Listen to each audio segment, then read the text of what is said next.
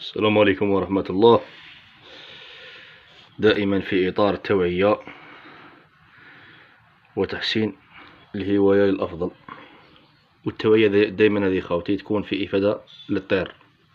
حنا خاوتي البليزير تاعنا كي نحميو الطير، يعني كي نديرو حاجة إفادة ولا فيديو ولا نحكو تجربة يعني مع المقنين.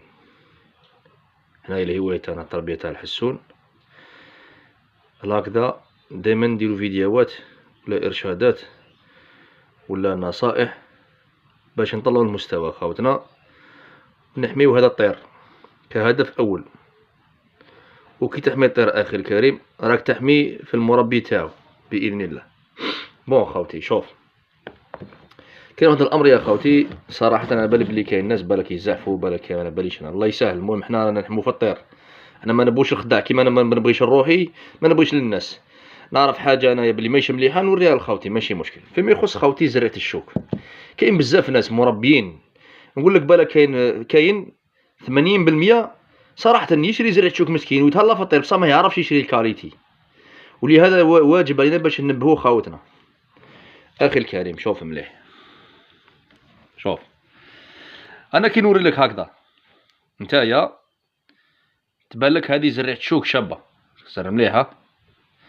لا غالب خاوتي التليفون عيان، هاك تشوف تبان لك صافية وما شاء الله والكاليتي الله يبارك. بصح أخي الكريم في الحقيقة هذه زرعة شوك ما ياكلهاش الطير، هذه برا ما ياكلهاش، في الكاشات تحتم عليه ممكن ياكل حبة زوج ما ياكلهاش بزاف يا خاوتي. والناس تبيع فيها بسعر صراحة كيما زرعة الشوك. هذه نورمالمون كاك تبغي تبيعها تبيعها 50 في الكيلو. إذا كلا ما ياكلهاش بزاف خاوتي، ما ياكلهاش. لاحظوا مليح بلي ما ياكلهاش بزاف. من برا هذه الوردة تاعها تجي ديك الصفراء وتجي قابضة الأرض. وزرعة الشوك هنا اللي نستعملوها تجي موف. دوك نوريكم خاوتي وتشوفوا. شوف أخي الكريم، شوف زرعة الشوك اللي نوكلوها، اللي ياكلها برا الطير في وقت الخريف ومن بعد مور وقت الخريف بشوية. شوف هذه كيفاش دايرة، هاك شوف هذه، شوف ها راه يبان نورمالمون الفيديو مليح. ها خاوتي هكذا أخي الكريم نوري لك حاجة ما تزيدش تغلط فيها.